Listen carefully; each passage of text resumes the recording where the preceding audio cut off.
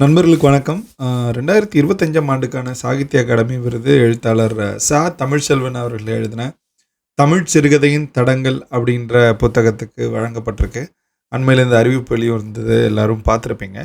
அந்த புத்தகம் எதை பற்றினது அப்படின்னா, தமிழ் சிறுகதை முதல்ல சிறுகதை அப்படின்ற வடிவம் எந்த வருஷம் எழுதப்பட்டது, அது தமிழில் எப்போ வந்தது, அதிலிருந்து ஒரு 50 ஆண்டுகளுக்கு 1920லேருந்து 1970 வரைக்கும் தமிழில் வெளிவந்த சிறுகதைகள், முக்கியமான சிறுகதைகள், அதை எழுதின எழுத்தாளர்கள், அவங்களுடைய பின்னணி, இந்த கதையில் இடம்பெறும் மனிதர்கள், அவங்களுடைய வாழ்க்கை, அப்போதைய பொருளாதார, சமூக, அரசியல் சூழல், இந்த மாதிரி பல விஷயங்களையும் ரொம்ப விரிவாக பேசியிருக்கிற ஒரு ஆய்வு நூல் தான் இந்த தமிழ் சிறுகதையின் தடங்கள் அப்படின்ற புத்தகம்.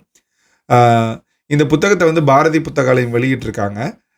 கிட்டத்தட்ட 900 பக்கங்கள் கொண்ட இந்த புத்தகம் இப்போது இந்த விருது வாங்கினதுக்கப்புறம் மக்கள் பதிப்பாக வெளிவர இருக்குது. மக்கள் பதிப்புனா விலை கொஞ்சம் குறைவாக, ஆனால் ஓரளவு நல்ல தரத்தில் அந்த புத்தகத்தை வெளியிடுறதா அறிவிச்சிருக்காங்க.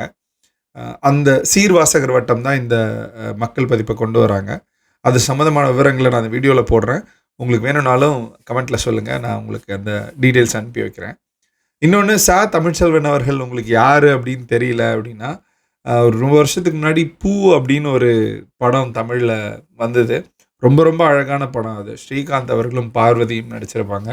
அந்த பூ படம் ஒரு வெயிலோடு போய் அப்படின்ற ஒரு சிறுகதையின் அடிப்படையில் தான் எழுதப்பட்ட படம் தான். அந்த வெயிலோடு போய் அப்படின்ற சிறுகதை எழுதின எழுத்தாளர் இந்த தமிழ்ச்செல்வன் அவர்கள் தான். அதுபோக ஆண்கள் சமைப்பது அதனெனும் அழகு அப்படின்னு ஒரு புத்தகத்தையும் அவர் எழுதியிருக்காரு. நீயனானா உள்ளிட்ட பல நிகழ்ச்சிகள்லையும் அவர் பங்கெடுத்து பேசியிருக்காரு. அவருடைய சிறுகதையும் சிறுகதைகள்.com வெப்சைட்டில் இவருடைய கதைகளை நீங்கள் படிக்கலாம். கட்டாயமாக அவருடைய கதைகளை படிங்க. இந்த புத்தகத்தையும் வாங்கி படிங்க. நன்றி.